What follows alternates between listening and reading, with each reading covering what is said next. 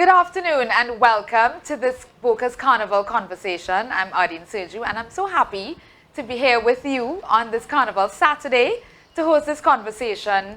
You know, Boca's, every year we have to get our feet into the Carnival season. We have to get them wet a little bit, even in the absence of Carnival as we know it. We felt it was still important to bring a few folks together to talk about some very current, not just trending, but important things in our Carnival space. Unfortunately, we don't have everybody. We had planned to be here, Rosamond King. Hi, Rosamond. Hi, Rosamond. Hi, Rosamond. We're really happy that we still have your video, which our viewers can look forward to seeing a little bit later on. But we do have with us still a really wonderful panel of people to talk with us today.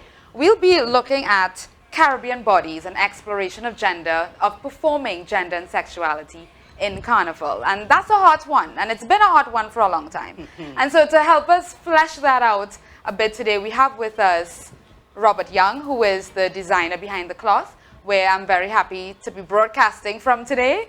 This is the new and improved cloth here in Belmont on Earthig Road. Thanks. Thank you, Robert, for having us.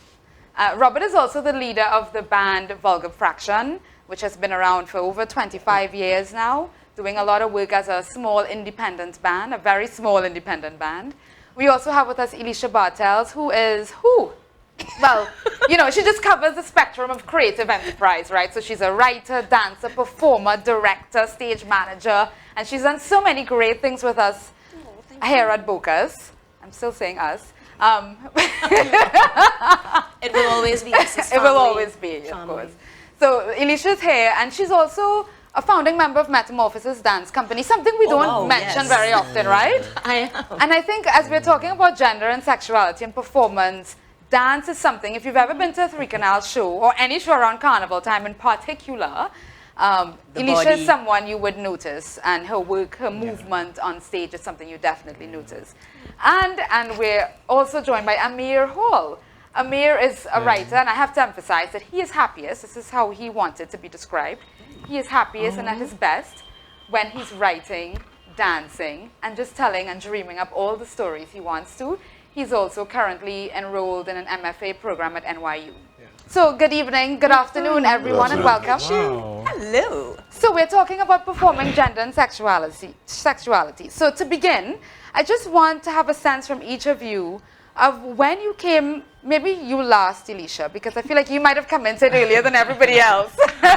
But when did you become aware of this idea of gender and sexuality in Carnival as a thing? Beyond your own personal enjoyment of it as a spectator or even as an active participant. When did you become aware of, let's say, the politics even of gender and sexuality? Maybe, Amir, we could start with you. I didn't participate in Carnival really growing up. My parents, all we would do is go with my auntie and uncle to Aruca. And, they would drink and lime and the children would just hang around and watch. It was in the evening, so the mass was over, so people were just in the streets kind of liming on the Aruca Junction.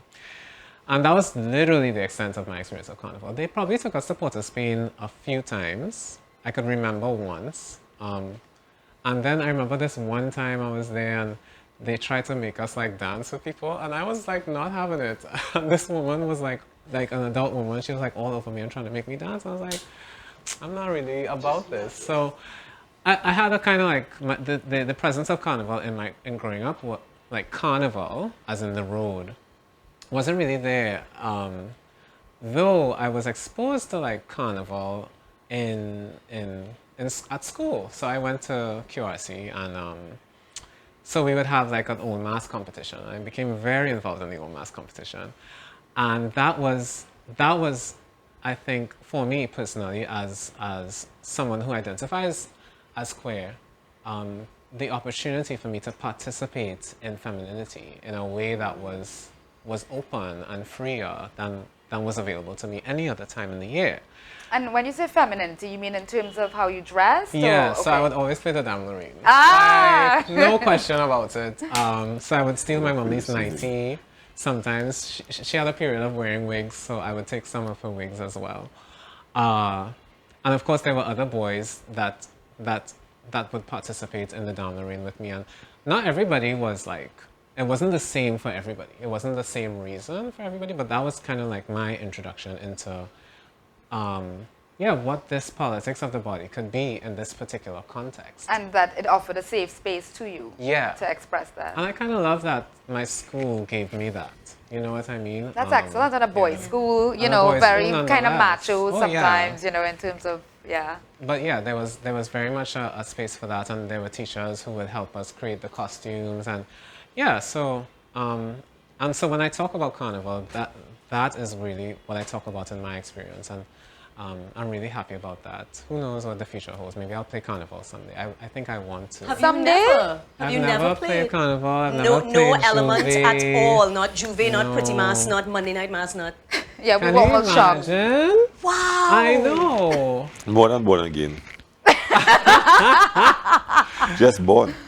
Just born. Yes. Robert, tell us. I mean, I'm sure for you the history is I remember I could make up my mother will put red cheeks with lipstick on our face to go to tongue, right? So we'd have this big circle of red lipstick on our cheek. So like clown style. Yeah, just to go on Independence Square, because it needs to go uptown. Independence Square, opposite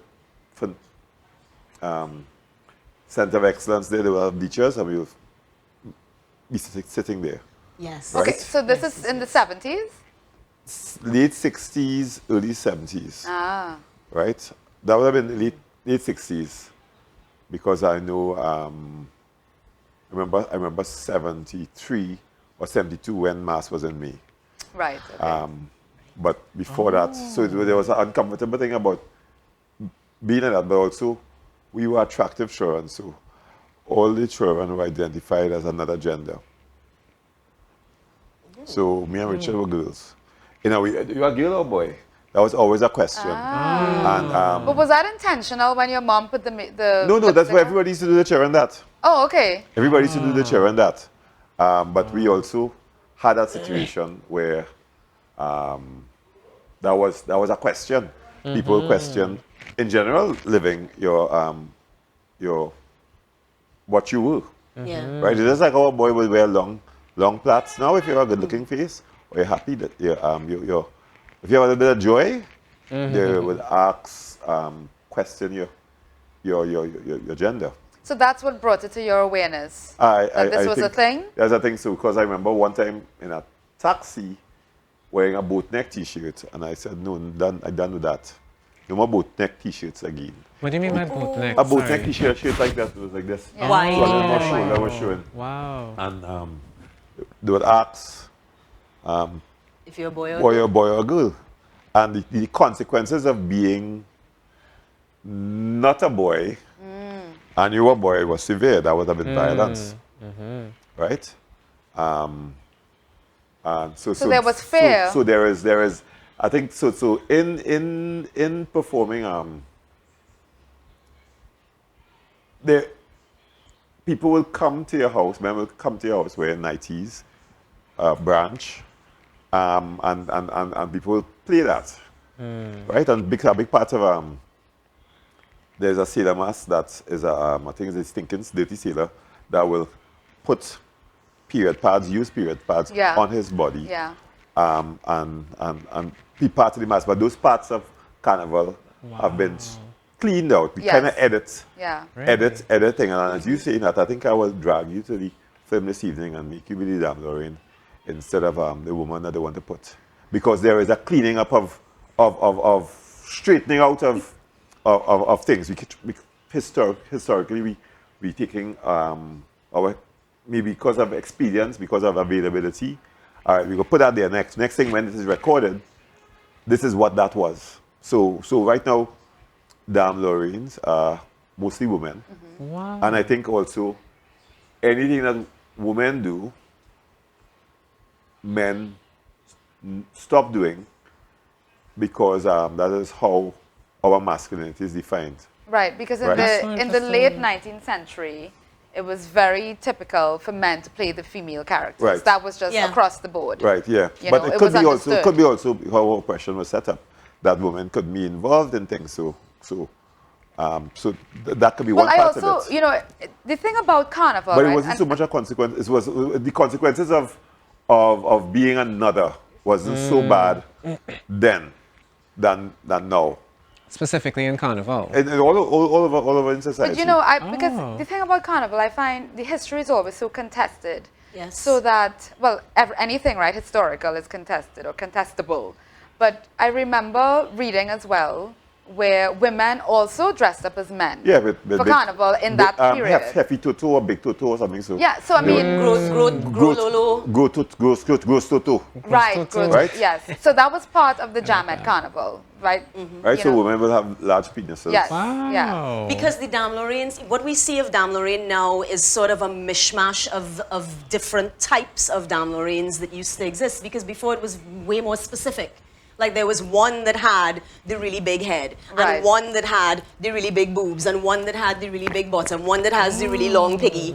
And over the years, it seems as though we have eliminated some. Like you don't see the Gros Toto again. Well, that would have been a woman playing that. Right, but and so there are some that you don't see, and others have been sort of melded into one. Yeah. So now there is the Dame Lorraine, but it wasn't. Which is just one It wasn't character. a singular Dame Lorraine before. There were different types of dams. Look at the consequences of Ben Jai when he performed Play Yourself or whatever, stripping the down. one where he was swimming even if a man using his own goes to Grand Toto or whatever, he had consequences. He get put out of semi-finals, put out the finals of Soca Monarch, and there were like announcements all about the place about this thing, but he also get plenty of work. Yeah, but the women loved it. Yeah, He was a hit. Everywhere he went, he was a hit. It could be, if a man were to do that and play that too now, you'll be crossing into some kind of sexuality preference. If you were to do that. As in he would be judged as having a certain preference for playing that man. That's where the queerness would come in. Right, or consequences of queerness. Yes. I have a question. Like, what are the reasons for that shift? You know what I mean? For that, like, editing that you talk about. And I know you haven't answered the question yet also. We so talking. That's okay. It's all right. We talking. Like, yeah, I don't know. Anybody do who you has know? insight. I don't know that it was an intentional editing. I think it's just one of those things that happens over time as everything does. Do you sorry for jumping on the truth. No, I'm looking to you. When I do that, the thing with money, right? If it's about, like what happened in Panorama, how Panorama and also class operates.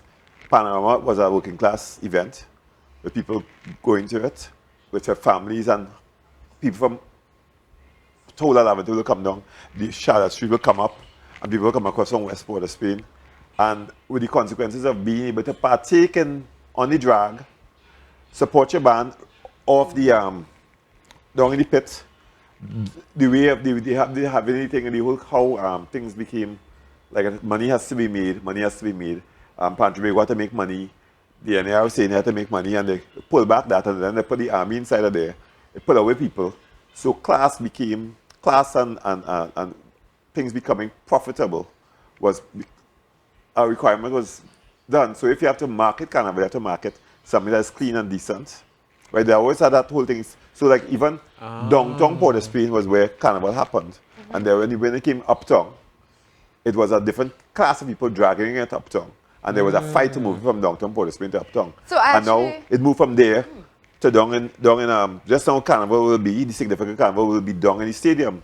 In the Socadrome? Yeah. So I had found this column that Buccareni wrote some years ago. 2002, I believe, and then he reprised it in 2003 I think on the heels of some commentary around what that carnival was like. And there is this bit I wanted to read because, you know, it's really interesting and again, contentious. So he says here, of course he talks about there always being two carnivals, you know, we've heard that before. And then he says there was always the Jamet Carnival, the carnival of the streets, the carnival of the ex-slaves and the plebs to whom carnival was always about parody and portrayal rather than mere masquerade. That would continue until finally, with the massive bludgeoning of their class numbers, and now no longer racially inclusive, they would take over Carnival completely with the sheer weight of their historic commercial strength. The Jamet Carnival of the masses has now been pushed to the fringes, relegated almost to mere nuisance value. The nostalgia of traditional characters of bats, dragons, and devils, and the rare appearances of steel bands blocking up the competition points and hindering the flow of the so-called big mass bands. The impetus and drive for this nowadays carnival comes from a west port of Spain rather than east port of Spain. Carnival today is middle class, largely feminine and superficial, he says. There is no creative portrayal, save and except Minshall, at that time, 2003 of course, who moves to a different drumming of the heart, and everything boils down to decorative adorning and the application of bells and whistles to bikinis that celebrate female nakedness, female narcissism, and crude commerce. Elisha has feelings. Yeah. So before you feel the feelings, right? I just want to say this, read this one last part. What a departure from the supreme days of the Jamet Carnival, when every portrayal required intense self-preparation and self-discovery, including specific dance, stance, and speech, as well as definition of space. In other words, the fullness of art. And then he goes on to talk about how Marian O'Callaghan had actually got her husband to participate in saving down, like rescuing and protecting downtown Carnival from the onslaught of uptown Carnival. Right. Just to like. Right. Will you send me this, please? Of Send me this course. link? Yeah, Because I yeah, want to read absolutely. this. Yes. Send that So, link. but he says a lot in there. Some of it, of course, is backed up by many accounts of history. But other things I'm not exactly sure of. So let's get to you, Elisha. When he talks there about female narcissism. Right. I don't know. I agreed with a lot of it, yes? A lot of it made sense. A lot of it felt very real and very true to me. That section about the female narcissism and whatnot, I think that is a very myopic view. I feel as though, yes, there is some of that, but there's also a lot of other stuff going on as well. And that's the thing about Carnival that I struggle with when other people speak of it. For me, an inherent part of Carnival is that there are multiple carnivals. And for me, a good carnival is everybody getting to find the experience of the carnival that they want. If what you want is to jump up in a bikini and feathers, that should be there for you.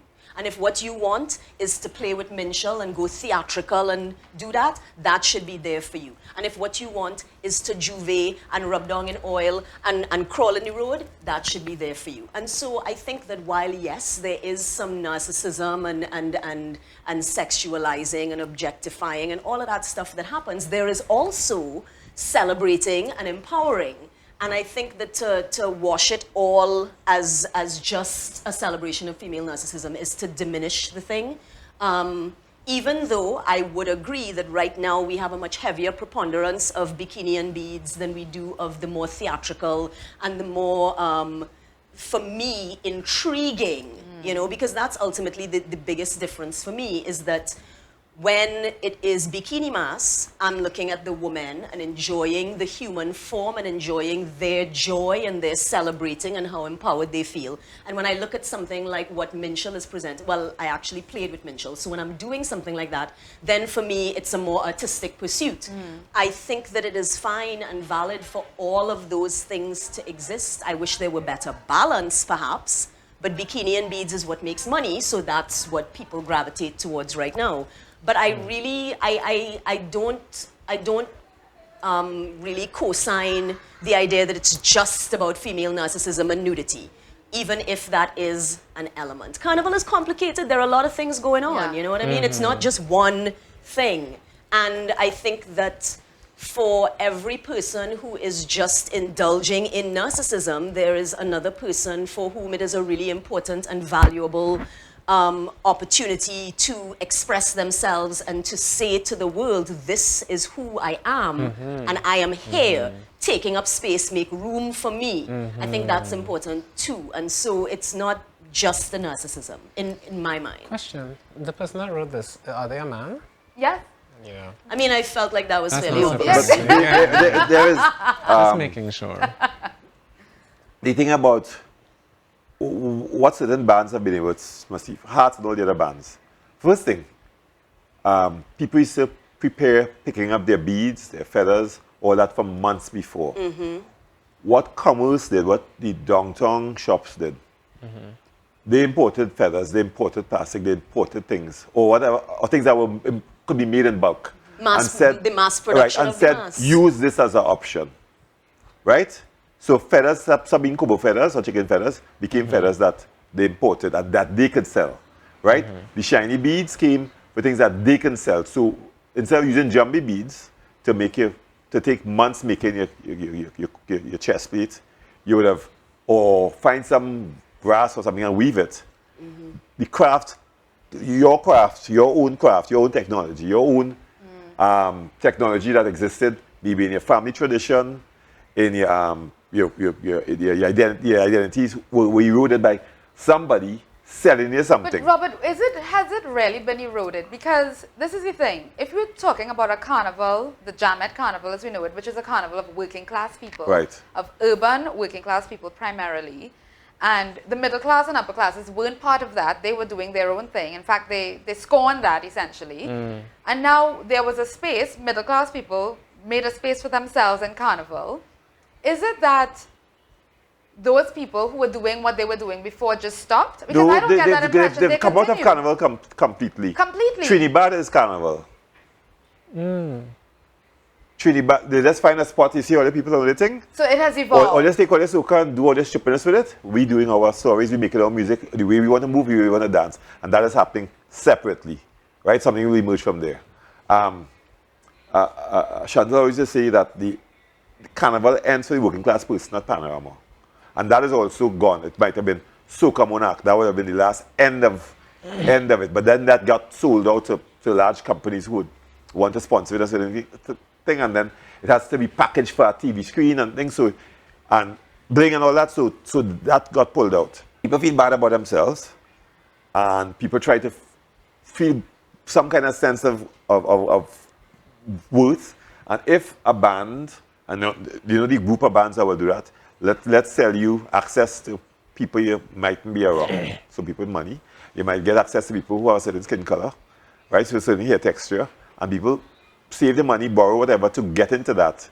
And we will sell you you could get a good body, you could get to be pretty, you could get a pretty costume, where the costume is not about what it looks like 100 feet away, but what it looks like up right here, I could conk the diamantes, I put in my thing on the rhinestones and ever. Right. Right? So that has definitely changed, right? And that is where young women get involved, working class women get involved in the carnival mercy of identity, of that I get to play Miss Universe. Well, do you think, does that equate with playing a mass? Is that could be playing a mass within the space of this is how I see it. I am a prude, so I am not a whiner, right? And people get this is a whiner, and she just performed that as a walk. I am a whiner. She's performed it as a walk, right? So I don't think she's a jamet, right? She performs jamet, right? Well said, Robert. She performs jamet. So she does that because after when somebody do a walk up and they stop. They don't continue to walk up. They stop and they laugh at their friends. Say, go on, get out. So they're pretending, everybody pretending to be like from behind the bridge or from down Faizabad or whatever. Where people just dance without pretense. So there is a playing a mass in that then. It's just a different sort of playing a mass. Exactly. Yeah. So, Elisha, I want to come to you because, again, you've been performing for a long time in the space, in the carnival space. And I just wonder what have your observations been around gender and sexuality and the performance of it, not just on a stage, but on the road? Because I have been a performer even longer than I have been a carnival person, in that I started dancing when I was a child, and so the first time I ever performed, I was probably 6, you know? And at that point in time, I was doing Kiddies Carnival as well, not every single year religiously, but I played Kiddies Carnival once or twice. We had carnival in school and stuff like that. But interestingly, I didn't think of that as performing. I thought of what I was learning to do in my dance class and then what we did in the show in Queen's Hall on the stage as performing. And I thought of carnival and playing mass as a part of life. It's one of the things that we do in life. I would have put it in the same category as eating and sleeping, even though it doesn't happen with the same frequency. I didn't actually think of that as performing. And then I got older and I got into Carnival more and I explored more and learned about the many realms of performance. And you know, earlier on you had started by asking a question about when people became aware of gender and sexuality and representation and stuff in Carnival. And for me, it all came at the same time. As quickly as I got more involved and became more aware, I was also becoming aware of the ways that gender and sexuality can be flipped and played with. Like we were speaking about a lot of the time, mass that presents a certain type of woman was often played by men, and there was reverse as well, where women were cross-dressing as men. All of that was stuff that I knew, I was learning immediately as I was learning about it. And I think that, again, because I was already coming up in the arts, it all felt very normal to me. You know, the fact that I was already dancing by the time I came into this meant that I was already in a space of understanding that people can be many different things and people can be one thing and present another thing, and that you can make a choice and curate that, and that you can then go further and curate that to make a specific statement. Like, I was aware of that. And therefore, all of the playing with gender and sexuality and male-female roles within the Carnival sphere felt as normal as Carnival itself. And so even that then only became a more performative thing for me when I got a little bit older. When I was in my late teens, I was fortunate enough to end up working in Minshall's Mass Camp because I had met John Isaacs and Wendell Manwaran because they were teaching the drama classes I was taking, but they were working in Minshall's Mass Camp then. This is even before Three Canal became a thing. And I ended up working in the Mass Camp, and so then I was really in it. And that was when I became more of a performative person in that realm, as opposed to thinking of it as normal. Because those of us who worked in the Mass Camp would usually be the people that comprise the performance section in Minshall's band, that section that crosses the stage first and does the presentation that tells the story of the thing. And so from then, that then felt to me like when I was in my dance class and we would then have the school show and you would go to Queen's Hall and get on a big stage. Right. I think that for me, the stage is the thing that makes it a performance. And so Carnival in the Road felt like people being. But as soon as I started doing that get on stage thing, then I was like, oh, this is bigger than that. And then I read Dragon Can't Dance around the same time. And then that brought to me that this thing we are doing here in the Mass Camp is really where this thing started, with people doing this individually in their homes, like people spending months in advance collecting the pieces of whatever, shiny and this and that, and the colors and the whatever, to make their dragon or their whatever that they're going to play. The prep that goes, as Robert was talking about, the Kobo feathers. If you want to play Black Indian, you had to go and collect those feathers, you know what I mean? And so I had this really, for me, a really wonderful evolution of being able to think of Carnival as very normal and natural, and every part of it as being normal and natural, and then being able to get into the performing of it and enjoy it from that aspect, right? You know, and then with the whole woman. So right, to come back to something you were talking about before, in the piece that you read, he was speaking about the female body and female sexuality. I am not a hot girl, right? I have never been a hot girl. My whole life when I was growing up, my MO was to have hot girl friends so that everybody would be watching my hot girl friends and I could whine and get on bad and do what I wanted because nobody was taking me on, right?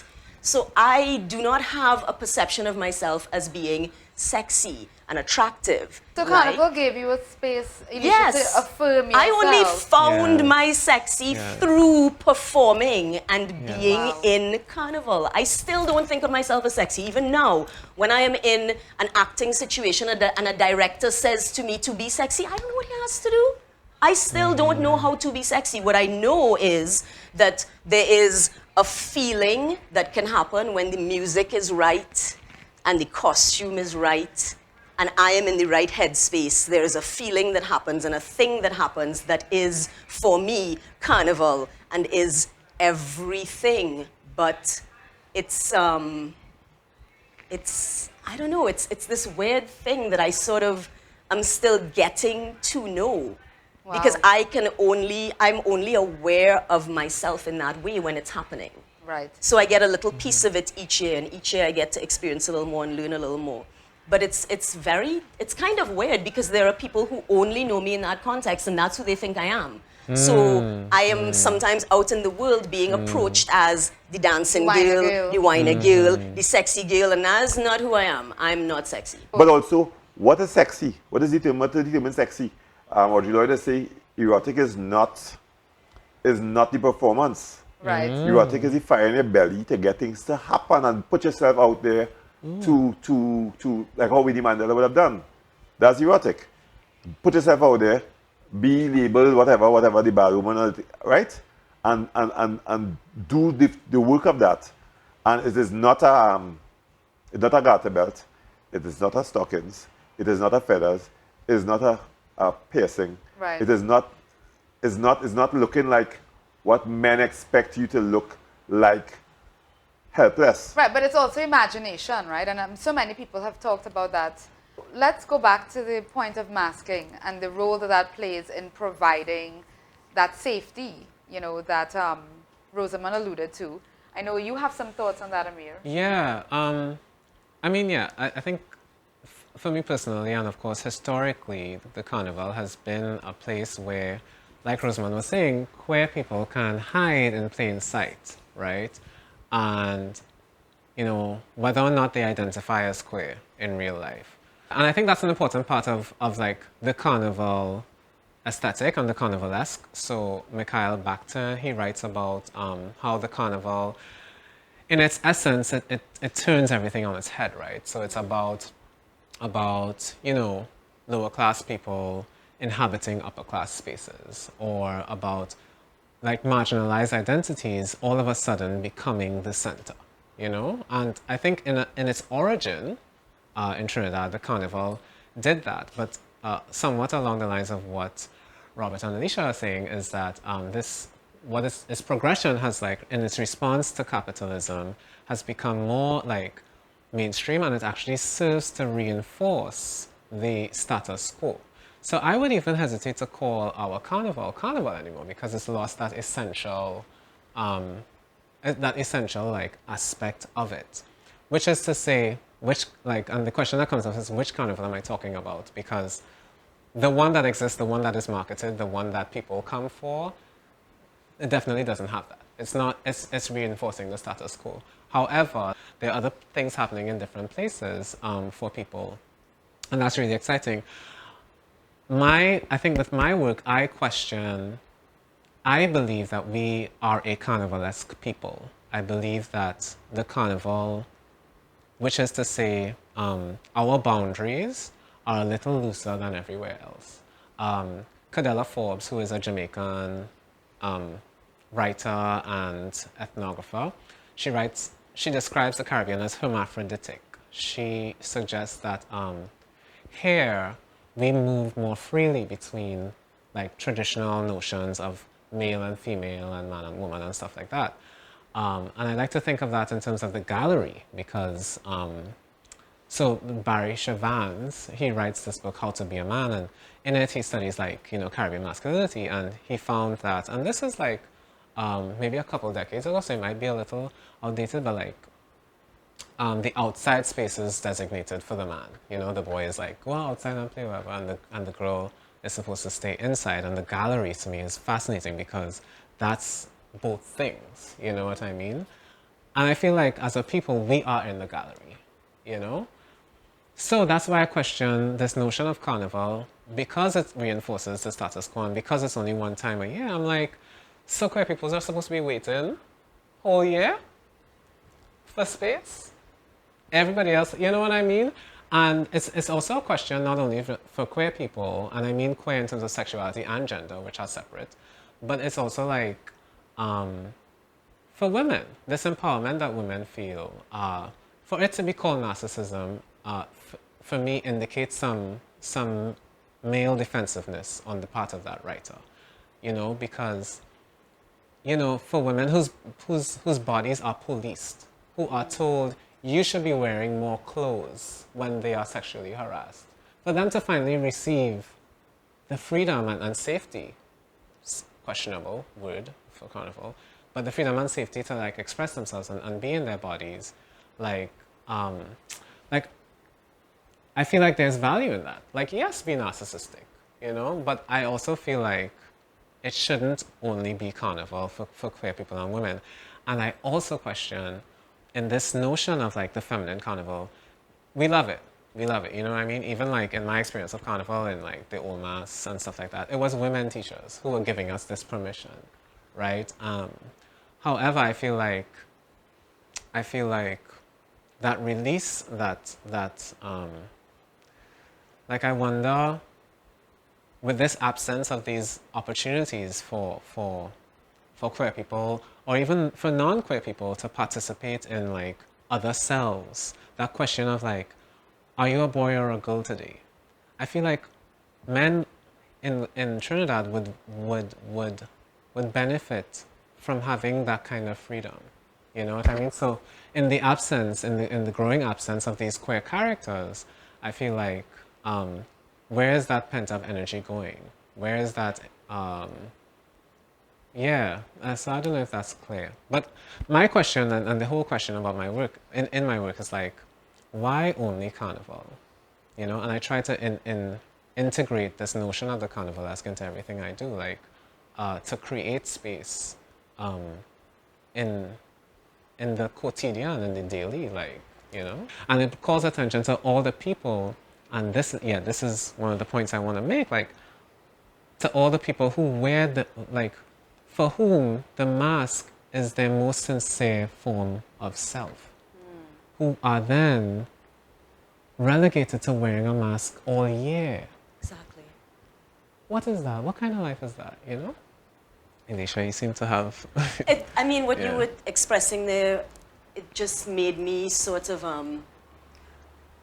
remember for myself why Carnival is so important. You know, a little earlier on you were talking about why is it only at Carnival time that queer people and women in particular can feel a certain way and can be their full self and whatnot, and why is it relegated to just then? And in the moment when you said that, I kind of wanted to, just for the sake of playing devil's advocate, I wanted to say, but then isn't that what makes Carnival special?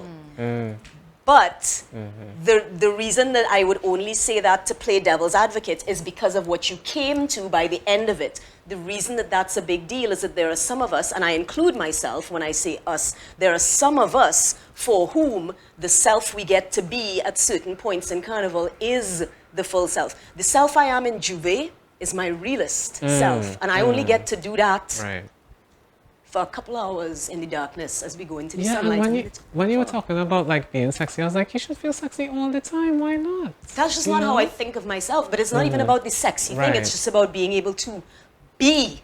Juve is when I am myself. And Elisha, for the past few years, you've been bare-chested at Juve, and that was liberating. I think for all of us women who are not interested in doing it ourselves, I mean, we look at you and we think, you go, Elisha, you go. You do it for the rest of us. For the rest of us. What is that like for you? And is it that you are now committed to seeing that through as your performance?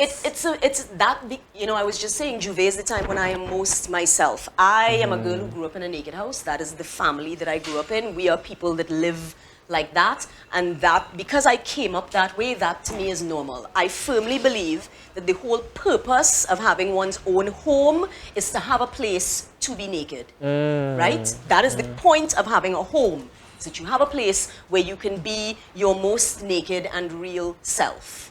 Literally literally and figuratively. And so I had wanted to be that in Juve for years, because Juve is when I am most myself. And I had really been wanting to do it. And the only thing that stopped me for so long was that because I am so committed to Juve, I generally Juve until about lunchtime. And I am now making my way home at 12 o'clock in the day with hot sun and pretty mass people. And so the thing that made me not go shirtless in Juve all along was that idea of when Juve is over and I have to go home, I'm thinking about myself making it home in the 12 o'clock sun with no shirt and everybody else coming out for their pretty mass. That sort of counterintuitiveness of that just gave me pause. And then there was a year when, for the 3 Canal show, my costume was short pants and black X's taped over my nipples. And so once I performed that show and allowed and they gave me the space and the room to do that, because that is why I will always juve with the canals, and that is why Three Canal is such a huge part of my carnival, because the canals give me the room to be, and not just give me the room, but encourage me to, I'll come back to something about that in a second. But yeah, so we did that show, and I had the experience of being bareback on stage, and by the time I closed that show, there was no way that I was going to put on clothes to go on juve. I cannot come out of doing the carnival show being my naked self and now get dressed. Because for me, juve is about the rebirth of myself. That is the mask that I am in for juve, is my own rebirth. And so once I did that show, and I realized there was no way I was going to now put on more clothes to juve. That year was the first juve. That was the year we did Black Jab, and I played juve with the X's taped over my nipples. By the second year, I didn't bother with the tape again. By the third year, I did gold glitter on the nipples, because from the time I started doing it, I realized that I had just been holding myself back, and I had been robbing myself of the fullness of it. I had been there feeling like juve is when I get to be the most myself, and even in thinking that, I was still holding back. When I gave up the top, then I was like, yes, this is what it is for me. And that's the only time I get to do that. Well, no, that's all I wanted to say is that. I was going to tell you this thing about the safe space and the encouragement and the empowerment. A little while ago when Robert was speaking, he brought up the male gaze. He was talking about what people want out of carnival and when they want you to be sexy in a certain way and whatnot. And that's the other liberating and empowering thing for me. And this is why, again, I do not think of it as purely narcissism. When I am... Let's say I'm dancing, right? Music is playing and I am dancing. I am dancing for myself, by myself. Anybody who knows me knows I don't dance with other people, because it's about me and music. It's about this body and music. And the same thing happens when I am in a Three Canal show and when I am in juve. I am dancing for myself, even though it is performative, and even though in the context of the show it's been costumed and whatnot, my performance is still me dancing because I do this. Me and music, we do this. Right. And I am encouraged to do that, and that is why I cannot not see the empowerment element of it. I am encouraged to be as I am. Not to whine because the men in the audience want to see Elisha whine, but to whine because that is what Elisha feels when this music plays and we are gathered in this, communion together. Brilliant. Robert, you take a different approach to masking. I don't know that you focus so much on the sexuality of what you do, but... You can see my clothes as a prude. But what is the driving force for you? Well, I said the same here last week Sunday or something. So I remember figuring out masks. Well, no. Juve morning, you queue up at the city street, you will hear noise. People be in the yard. You'll get up, somebody's sweeping in the yard, and you have to find money to pay them. Or your mother send you to find them to pay them. And the uncomfortableness of that in half light, right? And next thing you look down the road and you see coming around Bellsman Street and Haggerty Street, a devil band. But not in town, in where you live in, right? So it's in your community, performance will come. So at about 14, I had a small band called Punk Devils or something.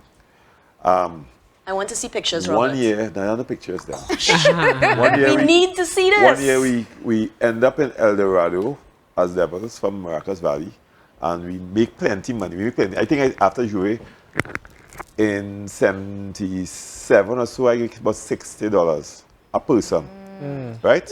So next year we plan, and I went out way further, but paint our bodies. Time I reached Rosamond Park, I had fever, shivering, because I had to walk to reach Juve, to reach El Dorado for 4 o'clock, I had to leave Maracas 2 o'clock. Oh, good. Huh?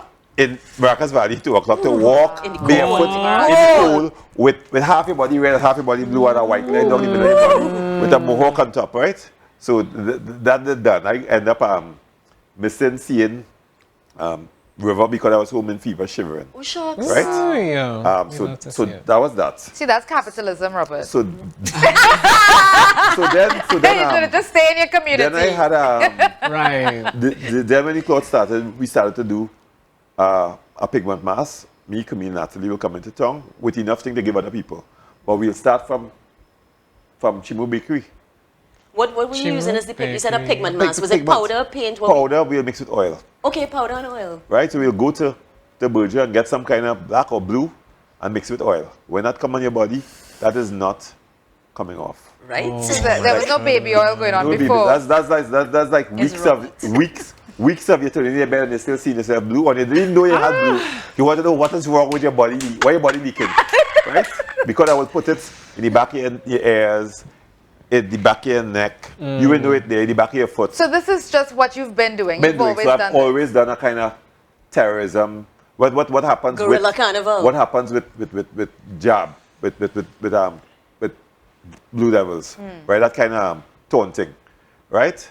So we'll do that, but we'll come into town without, we have a band, we have no music. So it happened since 87, right? That, and then they came Caribbean, they have the Blue Sea done by Underground Press or Vanguard, all right? And that was me again, next name, and we had a small thing. I remember being asked by the people, men of the arena, Godfrey City called me and he said, Robert Young, and the men of the arena wanted to meet with you because they say that you have homosexuals in their band.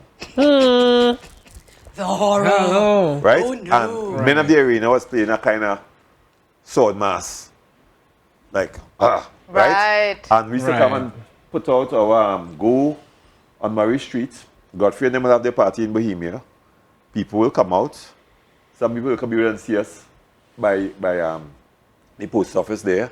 And we'll have things tie up. So we'll sell you a tail, we'll sell you a horn, we'll sell you a bottle. We used to have a pigment. A liter container of oil, cut it, slit it and run a rope through it so you can tie it in your waist and you'll get your pigment and put it in there so it's continually there. Right. The tail used to, wire tail that will wrap around that so it will move independently of you.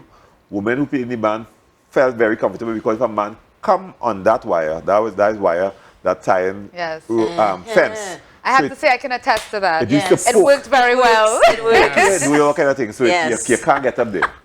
And if people buy, and next thing, Men of the Arena will start up.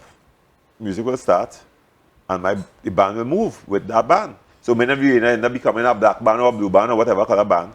And then wasn't that, so they call me and say, right, ease off. Ease off, don't do this here, because you'll have consequences. You didn't know that, you always used to feel like something hitting all your people, pushing all you had. It was we. So that year we had Profits Inc. doing a band. We had 7 designers. We had a nice cooperative approach to the band making. Jaden Goddard, myself, and Georgia Popwell had this band. Ashraf had a section. Ruben Area had a section. Kevin Gibbs and Mandisa Pantin had a section. Sean Williams was looking at a section. Sean Leonard designers a section. Rupal Galahari, no, not Rupal, Sandra Behari husband, designer section. And we had these seven sections that was called Ragamuffin Monarchy. Right. So the music start up. No, we decided that we was going to do steel band. 2 racks of steel band. We had a truck with a pushy rack. The wheel drop off a 1 pan rack. The pans that drop off, we say, all right, okay, Sean Thomas, don't worry to do that. We'll pay your money and we'll take that right to the wrong. So the Men of the Arena truck passing, I only seen devils with horns going behind it. So I had to go and ask, go up in the truck and say, sir, I'm the man you spoke to behind your band. Turn off the music, an announcement, get out. Wow. Because you have consequences. So me, Georgia, and Georgia had like 4 people with us after, out of 150 people, right? We supposed to have done a link up with Wendell and they, because they're now starting Tree Canal. Wendell used to play with us. When it was juxtaposed, they were now... Yeah, before, they used to play with us before. And so then after that became Vulgar Fraction emerged, but masking all those costumes were always, like, came in the Port Spain the first time, in 81 with Tiny Winey. with a mask on. I can't dance in my body with my face outside. You must be masked I must to be dance masked. in your body. I must be masked. I can't be seen because my mother used to hold me and want to dance with me when I was a child. I used to feel embarrassing and uncomfortable. So you know that that's where that comes from? Yeah, I know that comes from, and Wow. I'm keeping it. That's brilliant. Right? So masking happens, but also I suspect there's something that could happen if you mask. I remember one woman who played in the band. Her mother just died, and she was going to wear the mask and put on a normal bikini and thing, right? Yes. And she didn't do it. She put on her mother's clothes. Yes. We know this young lady. She stood up and watched Carnival under a mask. Nobody knew who she was, and that was a different experience. Wow. Because when you have this veil over your eyes, like this, and you see that thing happening, it's like watching from the... Well, one of my traumatic memories of that childhood, the dreams, is seeing my mother and my brother playing lawn tennis. And I couldn't get to them because I was watching them through a right angle. Like this, like a wall. So there was some kind of isolation. Yeah. So that feeling of being inside and not being there is an important part of it for me. So I encourage people to do that. 1 year, I went to Tree Carnival without my face, without a mask on. I went in a black t-shirt, black thing, black working stock, just to see the band take off. And people still go about around there, and people like Lupe Leonard couldn't find me, did not see me because they did not see the mask. Right? I'm looking at you now and I'm trying to remember this year of you being in the band without a mask. No, but I didn't mask because when people see me, they say, look him. And I had to run. Right? Wow. I ran straight back to where I was living. I don't know you without a mask in Carnival at all. So I can't do that like that. And also trying to mask as not me, the masked person in the band. So I sometimes have to hide the scar so you can't see it. So I wear gloves and I try to do something else. So I do that. So but sometimes I do it by myself. I did it by myself already until 1 or 2 people. But still, it's still a small group of 10, 15 people who will experience Carnival in mask. But that's taking on the Igungun thing, taking on the elements of real masking. Because the difference with what you talk about, there's mask and there's masquerade. Yes. Masquerade is the light skin money business. Mask is where you play. Because even in Guadeloupe, there's mass, which is the drums, the incense, the costume that you make, and then there's fashion mass, which is what they consider the pretty mass, right? And their ritual of their masking, which will take on all kinds of different things. And because this thing about if you're wearing a dress, or if you're wearing a lipstick, or if you're wearing a shoes that they say are designed for female bodies, it's the same raw materials that come from the planet that people are adjusting things. So I think we put a lot of, there are consequences because we have to look at how homophobia operates, how gay oppression operates. Homophobia to me is the terror that you feel for getting close to the same gender or same sex. And it had nothing to do with anybody else. It had to do with the feeling if you were to get close to somebody and other people see it. Observe that. The consequences of that. Right? So it's something that I see it as a thing that prevents people from organizing, from saying, let's do something to change things. Because if I have to spend time listening to you, your stories, I think, people will suspect that there's something that's happening. So there's consequences of death.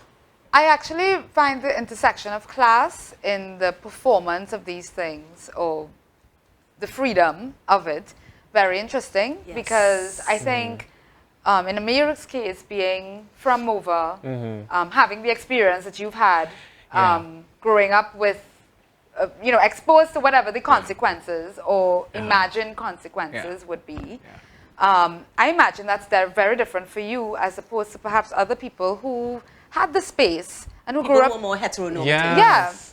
Yeah, exactly. I was going to say that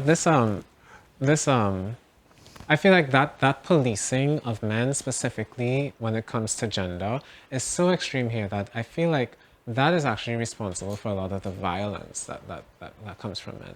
And it's like, it's participatory, right? So like we did these interviews called Man Man, and in some of our focus groups, one of the women said women make men how they are because they expect them and she was talking from the personal perspective, like we expect them to be this extreme thing that can protect us. And so joy does not belong to them. They can't be laughing, keep. you know, I'd still be considered a man. And like those, and robbing them of that, like all that's left is like, you know, like violence. Less than So violence. somebody that functions for the system to maintain the status quo in society. And because if you feel so bad about yourself, you will do anything to feel honor. You'll do anything to be respected. And I would even argue that they don't even know that they feel bad. They don't even know that something else is missing. It also works in the oppression of women because if you can't show your joy because that means something is wrong with you, because you're showing some kind of feminine thing, some human thing that is a human part of yourself to show joy, a human part to show connection, a human part to show that you care about people. Right, but we also all have feminine in us, right? Feminine energy, masculine energy, we all inhabit. To even say this is feminine, it is human to care, it is human to have joy, it is human to practice creativity, it is human to want to show yourself up and wear flowers in here or to be naked. There's nothing about what is male or female, but the society labels it and consequences, and with our consequences, if you fall into these lines and these strictures, you have to police yourself. And if you only police yourself, you now controlled by things to make you feel good or bad. Right? So in the context of Carnival, though, because we do have to wrap up, right? We're just about 5 minutes away from that. When we talk about performing these roles, these gender roles, your roles as a sexual being, I asked you a question earlier, and I mean, there was some mixed opinion, but do you see that changing? Do you feel like people still feel as maybe closeted, as Robert is suggesting, because they have to be forcibly? Or do you feel like, you know, people are inching out, they're pushing the envelope a little bit? I mean, you certainly are, Amir, outside of Carnival. Like, I think there's this whole part that we're missing of how can this Carnival, like, it's really supposed to, again, flip the status quo and say, like give you claim your space because about the thing about what vulgar fraction. Vulgar is to me not the other thing. Vulgar is the folk, the normal, the common, right? Taking what is yours and doing it. I would also again who whispered my ears to be contested. No, who whispered my ears from the people who's organizing. I would also like to kind of like bring and this will probably be the last thing I say. This thing of like we recognize that this denial of femininity in men is responsible for so much of the male violence because they can't see femininity without wanting to literally destroy it. And they can't see it in women and they can't see it in men. Everybody who's feminine at risk because our men like deny it so much in themselves. And I feel like it's not deny it yourself because what is considered feminine is to feel, right? Yes. To feel, to show feelings, to cry. It's considered feminine. That's a human thing, right? So if you cry, your mother used to beat you. So you're crying for. That's what you're crying for? Boop tap. But cry for that. So the violence comes with it. Right. Or the thing is that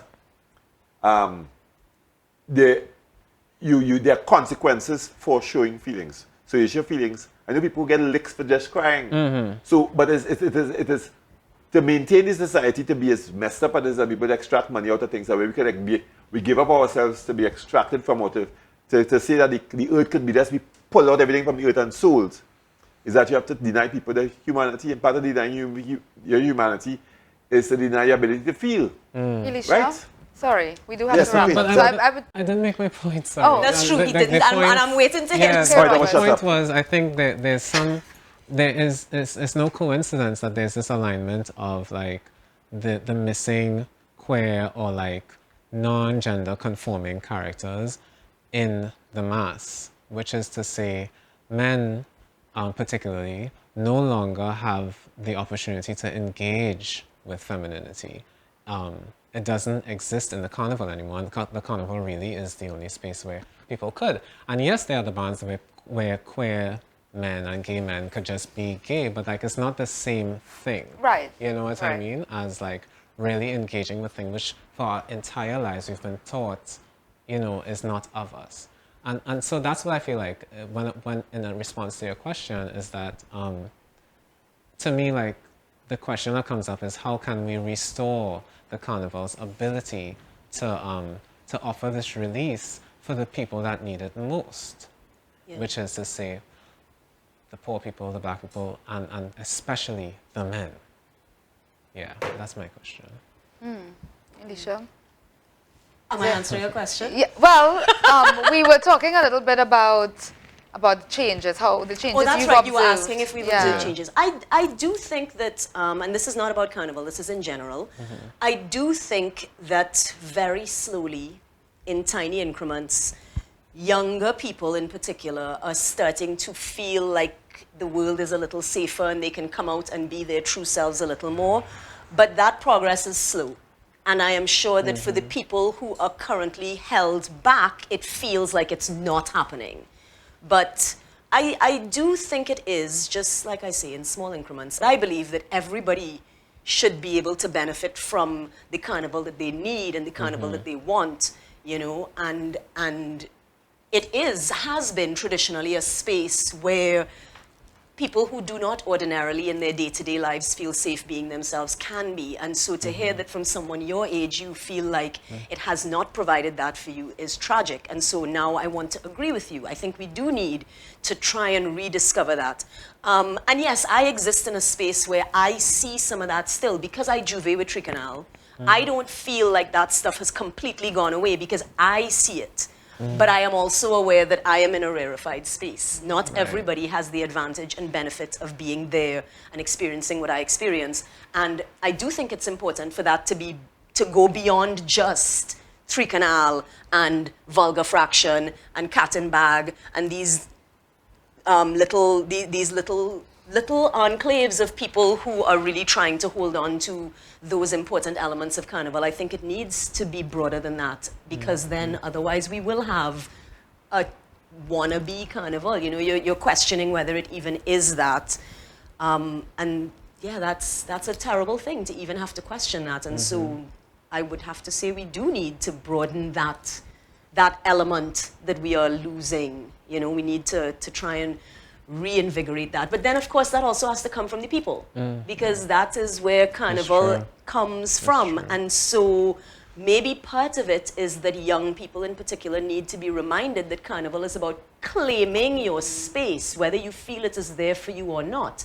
Maybe that's part of the work that needs to be done, is in remembering that element. Claim a space. The road is yours, you know what I mean? And you don't need permission for that. That is part of the point of Carnival. And so I really hope that we can rediscover that, you know. And I think that's actually a very hopeful and optimistic note on which to end. Because that's where the conversation, I think, began, you know, when we talked about what people claimed in the 19th century, the space that they claimed as theirs, as masses of people who were disenfranchised, unseen, and, you know, living on the margins. They put themselves at the center. And I feel like we are so disconnected from that history that we don't even understand that that is where all of this came from. And I mean, the history of Carnival is really something that deserves its own space to be properly amplified, you know, and brought back into like relevance. I was kind of hoping that the powers that be might take the opportunity to explore that this year, being as Carnival is not happening in the way we are accustomed to. I had really hoped that the powers would see this as an opportunity to invest in that and really build that because we don't even have decent archives, let's be real. Okay, come on. whole other discussion. True, whole other discussion. But I know we have Rosamond's video. Yeah. And Rosamond treats with something very pointed around the question of queerness in Carnival and how that came through from the origins in the 19th century. And so we're going to hear a little bit about her perspective and her research on that for now. In the late 19th century, as Black people began to dominate Trinidadian Carnival, transvestite or cross-dressing masquerades were singled out by laws and critics as especially vulgar. We're talking about the Dame Lorraine and the Pissenlit mask and the bands of Jamet women who sometimes cross-dressed as men. I think this negative attention from the colonizers was as much because cross-dressing was used to mock the wealthy white elite as it was that they were challenging gender norms. Unfortunately, the traditional transvestite masquerade has mostly been lost in Trinidad. Today, the pissenlit is gone and the Dame Lorraine is usually played by women. In that way, Juve has lost an important part of its transgression, what some people might call its queerness. Of course, I have to point out that most people who play mass, historically and today, do not identify as LGBTQ or I, even when they are cross-dressing. I think the queerness of Carnival is in the way sexual minorities can hide in plain sight. As I wrote in a poem that you pretend whining down on the woman behind you is for show, that her closeness is an accident, not erotic. The queerness of Carnival is in the shadow dance, when you pretend the place so crowded you have to be push up on your woman friend, not that you want it so.